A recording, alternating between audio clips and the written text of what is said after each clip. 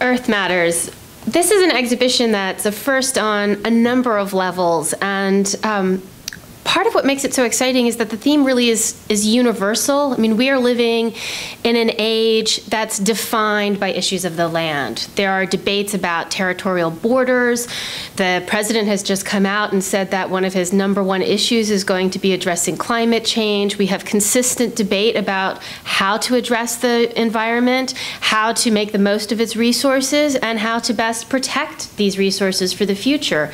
And in that time, artists have always looked at that relationship, and the better we can understand how each and every one of us as a human being relates to the land beneath our feet, this land that we walk on, this air that we breathe, this place where we work and farm and get our food and bury our dead, the better we can understand all of these greater issues. We have to understand that human contact, and that's what this exhibition is about. Looking through the lens of Africa, we get a real insight into this human connection to the land beneath our feet. So we've taken an approach that's 6 projects, really, 6 separate themes within it. The first of these is called The Material Earth, and it's really pretty straightforward. What is the Earth? And that's one of the amazing things, is that people have different definitions. For astronomers, it's kind of a small planet next to a not so very important star in the middle of a vast universe. But you can boil that all the way down to this planet that we are trying to conserve, right down to the material of it itself. Is it chalk? Is it sand? Is it salt? What makes this thing that we call Earth? And how have artists created or engaged with those definitions? Does it include cities? So beyond that, then what is the power of the Earth? How is it that we have drawn meaning and made meaning with this substance of the Earth? So we look at how the earthen materials have been rubbed on, bound into, built with to create sculptures, paintings, installations, a wide range of works that look at issues really quite profound, from really circa 1800, when the slave trade was coming to an end. So you have this moment in time when people are no longer being forcibly stolen from their land. And yet that's coinciding with the intensification of the Industrial Revolution and the need for material resources, as well as the increased ability to travel. People are getting up and going by their own choice. All of these change the relationship between here and there, mine and yours, the ancestors and ours. And you take into that also that history of slavery, of having been stolen from one's land, and you can see it in the art. You can see arts where you actually see figures bound and twisted and tied to chunks of earth, because people are gaining power from tying themselves to this land that they had been taken from. And power used for medicinal purposes, and power used to express our history and reconciliation for the future. And to understand that power, you also have to understand where the Earth is coming from, and to think about it spatially. So if we've thought about it as a material, how do you think about it as a metaphor, as a space? And so we look at specifically the underground, and this is, again, one of these topics that no one's really ever addressed before, and it becomes so fascinating to think about how the Earth is as a substance that's able to give concrete expression to abstract thought. Because if you think about it, the longer and the farther you dig into Earth, there's always more. It's something physical that you can get your hands into, yet you can never know. It never ends.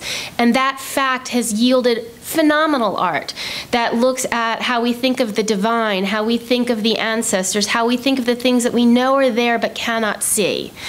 And how that then radically changes as mining happens, and industrialization radically changes the way that people overturn, upturn, and re-see the Earth.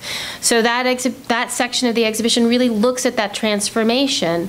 Then the 4th section of the exhibition looks at the surface, and how, if you're not looking down into the Earth, but as you're looking across its vistas, how has that been interpreted? What can it convey, and what can it not convey? For instance, when you've had tremendous violence in the landscape, will that landscape always show that horror? Can a landscape lie, or does it tell the truth? What do we tell with landscape? So what are the stories of gender in the landscape? Immigration, hope and modernism, all these different narratives get woven into landscapes. And so we look at that as a strategy and how it's always coincided with mapping. The fifth section of the exhibition, again, takes us into a new turn. If we've looked at the landscape first as a material, then as this spatial relationship, and then finally to how do we conserve it? How do we, as individuals and communities, protect this land? So the fifth section is art as environmental action, looking specifically at how artists are not passive documenters of change to the environment, but have been very active in taking a leadership role in disseminating information about how to care for our relationship to the earth. And then finally, not last or least, but really quite exciting, is the first exhibition ever of land art on the National Mall in the Enid Haupt Gardens, and not only that, the first exhibition ever of African land art. So this section of the exhibition is called Earthworks, but it'll exist almost as its own exhibition up in the gardens, the Enid Haupt Gardens of the Smithsonian. And it includes works of art by three internationally renowned artists. Ghada Mer, the Egyptian artist best known for her works on canvas, which she embroiders, but she also has been working in gardens for about a decade now, and she really looks at the relationship between how, if embroidery was a woman's activity inside the home, gardening was the woman's activity outside the home. But in this space, it's still one where you can express pertinent, timely political messages. And so she has written the word hunger across a hilly knoll in the gardens. And the reason she chose to do this is because politics are really fraught right now in Egypt. And people are hungry, and hungry people can have their votes bought with food. And so she's creating a garden of rice to bring attention to what the implications are of poverty beyond the usual spectrum of conversations that we have. We will also have the internationally renowned Ghanaian-born and Nigeria-based artist Anatsui. He's going to create a pyramid, and it's going to be similar to the works that people are probably more familiar with right now on the High Line up in New York City, but those have always sort of taken the form of walls or tapestries across facades and so forth. And so for the first time, he's bringing his material of the cassava grater, this rusted metal, and creating it with mirrors into a sculptural form. He's chosen a pyramid that's going to rise right up out of the ground. And he did this quite consciously. He considers it to be an earthwork, but he wanted to draw attention to the fact that we tend to look at industrial discards as separate from the land that they came from. Mineral oils,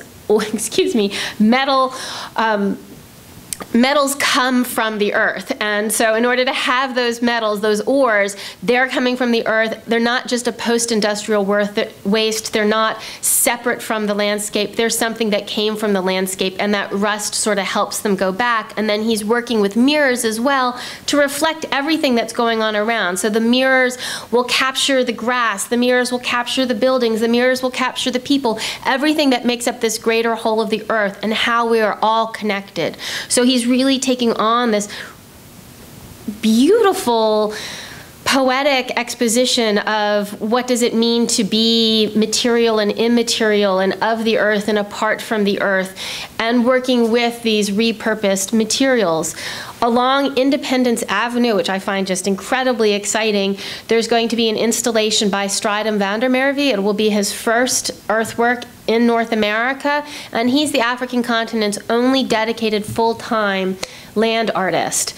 He's creating a piece that he's called Land Reform, in which he's taken the grass and he's pulled it back, like you just pull up the wrinkles of your sleeve, and with that he's exposing the history that's below the ground. In this case, the history he wants to expose is that of the spice trade that united Europe with Asia by going and stopping in South Africa and continuing and going back and forth. And that gave rise to Cape Malay history and Cape Malay culture, of which he's a part.